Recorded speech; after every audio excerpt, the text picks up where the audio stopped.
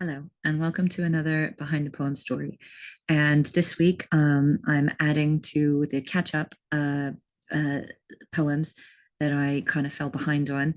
I was away for a little bit, and just like I told you last week, I'm apologizing for missing out a couple of weeks on my Behind the Poem stories for coffee and paper cuts. So this week, I want to talk to you about Pouring After Midnight. Pouring After Midnight is one of those poems that I've heard from some of my readers that it kind of resonates with just about everybody that has had those nights where your brain is too busy and it won't shut up and you keep turning over the things that you can't do anything about because the day is over and you can't really kind of chip away at them or work at them until the next morning, but you can't get your brain to stop talking about it and thinking about it and turning it over.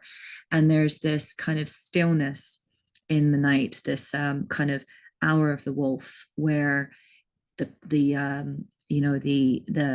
cares of the day are still there outside the door, and you kind of need something to chill and pull you away from that.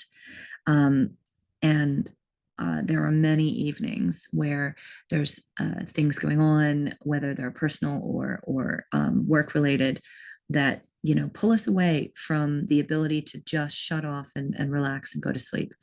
And so quite frequently, as the night wears on, I know I should sleep. I know I should want to go to sleep. And I know I should be able to just kind of stop thinking about it until I can actually do something about it. But it doesn't always work. It doesn't always help. It doesn't always stop it. And so Pouring After Midnight was an expression to of that feeling, of that moment late at night when you can't shut your brain off. But also within it, there is that pouring moment, that bit where the voice in the poem just pours a glass of wine and shuts their eyes and listens to the rain on the roof or the window and kind of disappears and sinks into the night. That is the beginning of that process where you can go to sleep. Um, and it's not about whether or not it's wine or juice or just a glass of water. It's not about whether it's raining or not raining, or whether it's sunset or deep in midnight.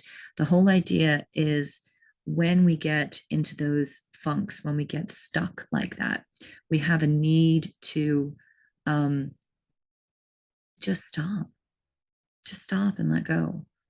Whatever it causes you to do, whatever you think about doing, that whole idea of turning it over and over and over and reliving it and re-talking about it and arguing with yourself or with someone else about whether or not you can do anything about it right that minute. Pouring After Midnight, as you read it, should make you pause. When it gets to that verse where the voice in the poem is pouring a glass of wine, pause yourself. Wait. Take in the lines, just like the person takes in the rain, just like the person takes in the night. The voice in the poem, if you put yourself deep enough in the poem, you should be able yourself to stop and prevent yourself from overthinking, or at least that's the goal. And of course, when I still have those nights where I'm overthinking or I'm worrying or I'm stressing about what I did get done during the day or what I didn't get done or how I'm going to arrange to get it done later on in the week, any of the times that I've had that, one of my favorite things to do is to pull out a book, any book, and just disappear into it for a little bit, whether it's 10 minutes, 20 minutes, 2 hours, sometimes. Anything that kind of diverts the track so that when I get back onto the track, I have a clearer look. I have a calmer look. I have a calmer pathway in my mind of how to deal with it. And so Pouring After Midnight should be kind of that poem which resonates and commiserates with people whose brains are too busy in the evening to go to sleep, and should also give you that break, give you that moment of calm reflection, of pause and meditation, where you can make those worries stop, even if it's only for the length of reading the poem.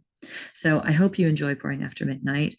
I wrote it after having a conversation with some friends of mine on Zoom, a community Zoom, where we all kind of are there for each other and we can talk about whatever's going on with us and then help each other with our own issues. as soon as the community Zoom ended is when it was after midnight and I was overthinking and I was in that hour of the wolf, and I went to the kitchen, I poured a glass of wine, and I allowed myself to have that moment. So hopefully you can join me in that moment, even if it's just the length of reading the poem itself. So I hope you enjoyed this Behind the Poem story catch up. And I hope to see you next week as I catch up with more of the poems and as I give you the new poems that are on the same quote as the Monday quote posted across my channels. So till then, enjoy the Behind the Poem stories from Between Hindsight and Foresight, my first collection, Chasing Apollo, my second collection, and the rest of the one of Behind the Poem stories from Coffee and Paper Cuts. I'll see you soon and take care.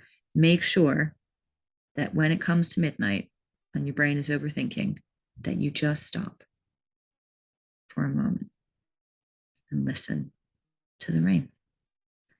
See you next week.